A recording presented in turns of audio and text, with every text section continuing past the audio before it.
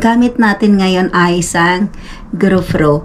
Kaya ginamit ko yung GoPro para makikita ko yung mga sagot kung sino ang tamang sumagot doon sa ating pahula-hulahok ko na kung nasaan ang kabilang shoes. Shoes is sapatos. Tingnan natin kung sino talaga ang puro kung saan siya.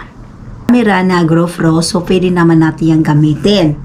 So, shoutout sa mga taga Sambuanga, mga taga Bicol, shoutout sa mga taga Barangay Malupalo, and shoutout sa mga taga California, sa mga America guys, shoutout. So, regards sa mga taga Barangay Malupalo and mga taga Tinambakan, shoutout guys. So, titingnan natin kung sino talaga ang ang sumagot talaga.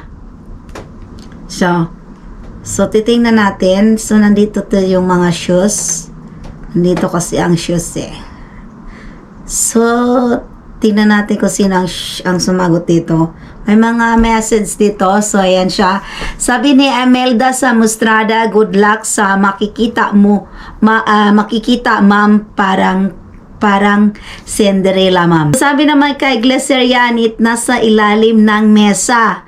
Naman ni Grace Torzino Gloria, nasa ilalim ng kamases.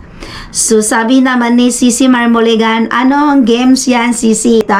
So, sabi ko naman, and then si Angel Baruro Kasipong, sabi niya ay nasa carton, ma'am. So, sumagot na naman siya sa tatlong sagot niya ay sa paper bag, ma'am. Wina. Nasa lalim ng upuan, ma'am.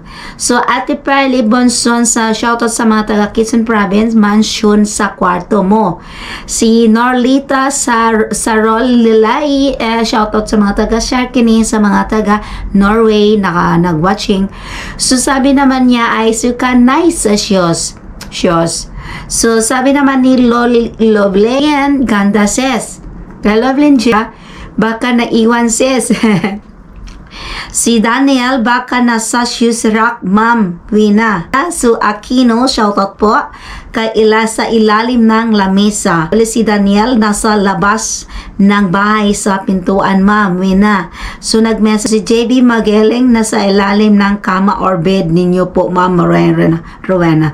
Si Phil Am, para shoutout sa mga taga California, mga taga Amerika, sa ilalim ng bed. So, si Libet Carolino, asa kusina po, madam.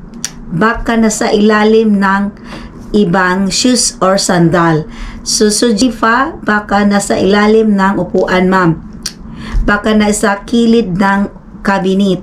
Nasa kwarto yan, ma'am. Si Noemi. So, shoutout sa mga nag-comment. Shoutout sa thank you so much sa mga nag-comment.